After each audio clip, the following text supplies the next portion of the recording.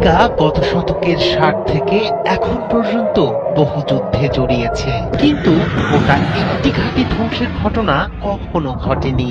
এবার সেটাই করে দেখালো ইরানের অকুতোভয় মিসাইল ফোর্স। ইরানের ব্যালিস্টিক মিসাইল এবং ড্রোনের একের পর এক আঘাতেই ভেনিস মির্জাফর বাহরাইনে অবস্থিত মার্কিন বিমান ঘাঁটি আর কুয়েতে অবস্থিত আল সালেম বিমান ঘাঁটি। ধ্বংস হয়েছে কমান্ড ও স্টাফ বিল্ডিং। জ্বালানি ট্যাঙ্ক বিস্ফোরিত, বিস্ফোরণে কেঁপে উঠেছে পুরো এলাকা। অচেনা আতঙ্ক ছড়িয়ে পড়েছে আশপাশের অঞ্চলে। এখনো ক্ষয়ক্ষতির প্রকৃত তথ্য প্রকাশ করছে না মার্কিন প্রশাসন। নিহত সেনাদের আংশিক তথ্য প্রকাশ করেছে ওয়াশিংটন। মধ্যপ্রাচ্যের এক বিস্তৃত যুদ্ধক্ষেত্র রূপ নিয়েছে ইরান আমেরিকার সংঘাত, যেখানে এক রকেটের আঘাতই লিখছে ইতিহাস।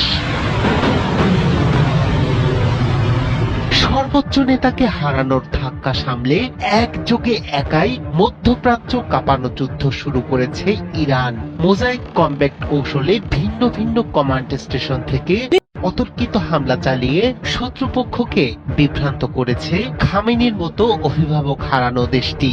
যুদ্ধের চতুর্থ দিনেও বিরামহীন আক্রমণ চালাচ্ছে ইরান। দেশটির গণমাধ্যম ও ফার্স নিউজ এজেন্সির প্রকাশিত ফুটেজে দেখা গেছে বাহরাইনের শেখ ইসা অঞ্চলে মার্কিন ঘাঁটিতে একের পর এক রকেট বিস্ফোরণ, কমান্ড ও স্টাফ বিল্ডিং ধ্বংস, জ্বালানির ট্যাঙ্কে আগুন। এ নিয়ে এখনো মুখ খোলেনি ট্রাম্প প্রশাসন। এর আগে বাহরাইনে আমেরিকার নৌঘাঁটি থেকেও ধোঁয়া উঠতে দেখা গেছে। একই সঙ্গে কুয়েতের আলী আল সালেম বিমান ঘাঁটিকে লক্ষ্য করে হামলা চালিয়েছে তেহরান। ইরানি সেনাবাহিনী জানিয়েছে স্থল ও নৌবাহিনীর ক্ষেপণাস্ত্র ইউনিট 15টি ক্রুজ ক্ষেপণাস্ত্র ব্যবহার করে আলী আল সালেম বিমান ঘাঁটির পাশাপাশি উত্তর ভারত মহাসাগরে শত্রু জাহাজকে লক্ষ্য করেছে তারা।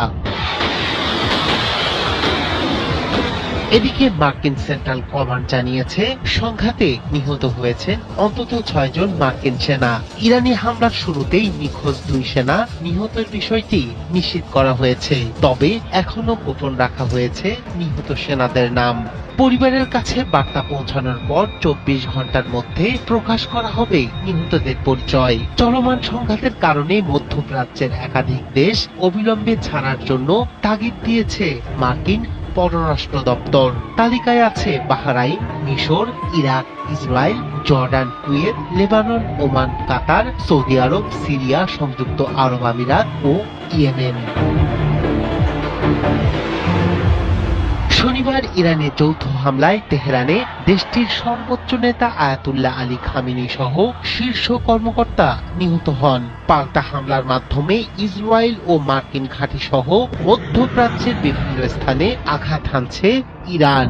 4 দিনের সংঘাত এখন সীমা পেরিয়ে পুরো মধ্যপ্রাচ্যকে রণক্ষেত্রে পরিণত করেছে।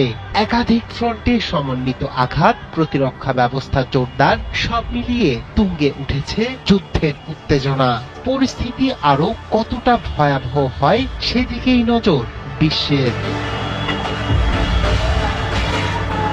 রায়হান কবির শুভ্র, ৭১।